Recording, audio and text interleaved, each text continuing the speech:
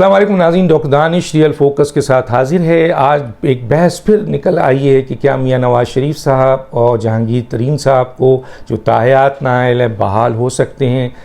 तो इस सिलसिले में मैं आज आपको, हालांकि ये बात मैं आज से 6-8 महीने पहले अपने व्लॉग्स के ज़रिए बता चुका हूँ, तमाम कानूनी नुकात दे दिया था और एक अहम तरीन कॉन्स्टिट्यूशन लॉयर्स को भी बैठाकर मैंने ये सारी बात सामने रखी थी और उन्होंने उसकी भी तस्दीक की थी कि बिल्कुल बहाल हो सकते हैं और उसके 4 तरीक़े हैं।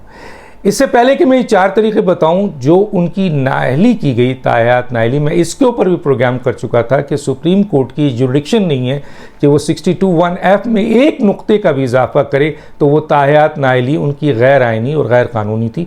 मैं एज ए तालिब इल्म ये समझता हूँ और ये केस अब सुप्रीम कोर्ट बार एसोसिएशन लेके अदालत में, जो मौजूदा सुप्रीम कोर्ट है, उसके पास जा चुकी है।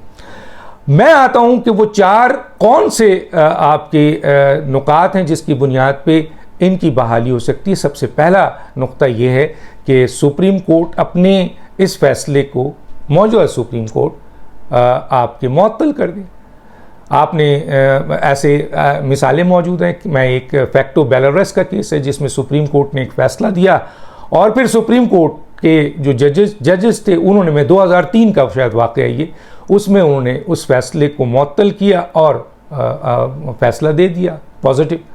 तो एक तो सुप्रीम कोर्ट खुद अपने फैसले को मुअत्तल कर सकती है। दूसरा कि ये जो आपकी पार्लियामेंट है, ये सिंपल मेजॉरिटी से, आपके इसमें 2/3 की ज़रूरत नहीं है, पार्लियामेंट सिंपल मेजॉरिटी से इस सज़ा को ख़त्म कर सकती है, मुअत्तल कर सकती है। तीसरा जो है वो ये है कि आपके ये जो सदर है एक ऑर्डिनेंस के ज़रिए इस सज़ा को मुअत्तल कर सकते हैं और वो सज़ा ख़त्म हो सकती है। अब सवाल ये कि सदर PTI का है, मानेगा या नहीं मानेगा। तो उसके लिए बता दूं कि ये वज़ीर आज़म की एडवाइस होगी और सदर पाबंद है कि 15 दिन के अंदर इसके ऊपर ऑर्डिनेंस जारी करें। नहीं करेंगे तो 15 दिन के बाद ये खुद ब खुद ऑर्डिनेंस यानी कानून बन जाएगा। तो ये तीसरा तरीक़ा है।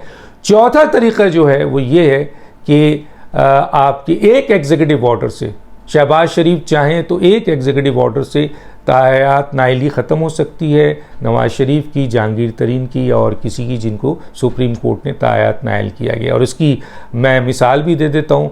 आपको याद होगा कि आपके डोगर, जस्टिस डोगर साहब जो थे, उन्होंने, उनकी बेंच ने जस्टिस इफ्तिखार चौधरी को माज़ूल कर दिया था और उनको एज ए जज चीफ जस्टिस ख़त्म कर दिया था जब उन्होंने ये जजमेंट दी थी टिक्का खां केस में कि जिन जजेस ने PCO के तहत हलफ नहीं उठाया है, गोया वो अब जज नहीं रहे। ये आज भी वो ऑर्डर स्टे करता है, याद रहिए। वो उस ऑर्डर के अगेंस्ट सुप्रीम कोर्ट ने कोई फ़ैसला नहीं दिया है। तो वो टिक्का खां केस जिसमें चीफ जस्टिस डोगर की बेंच ने इनको माज़ूल किया था और उसके बाद एक एग्जीक्यूटिव ऑर्डर से यूसुफ रज़ा गिलानी ने पार्लियामेंट में खड़े होकर आपके चौधरी इफ्तिखार साहब को बहाल कर दिया था अपनी पोजीशंस पे।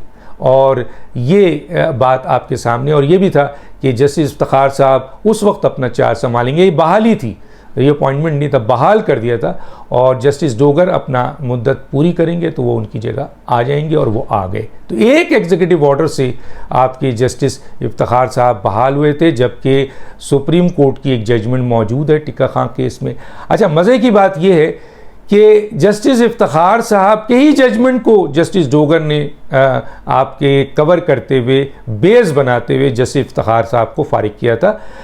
वो ये था कि जस्टिस इफ्तिखार साहब ने 2000 में ज़फ़र अली शाह केस में ये फ़ैसला दिया था कि जो शामिल थे उस बेंच में, कि फ़ैसला दिया था कि जो लोग PCO के तहत जज नहीं, हलफ नहीं उठाएंगे, गोया वो जज नहीं रहे। तो ये जस्टिस डोगर साहब ने ये फ़ैसला दिया था बेंच में। तो ये 4 तरीक़ा है। इसके अलावा और डिटेल में इंशाअल्लाह मैं व्लॉग करूँगा। डॉक्टर दानिश को याद दीजिए। अल्लाह हाफ़िज़।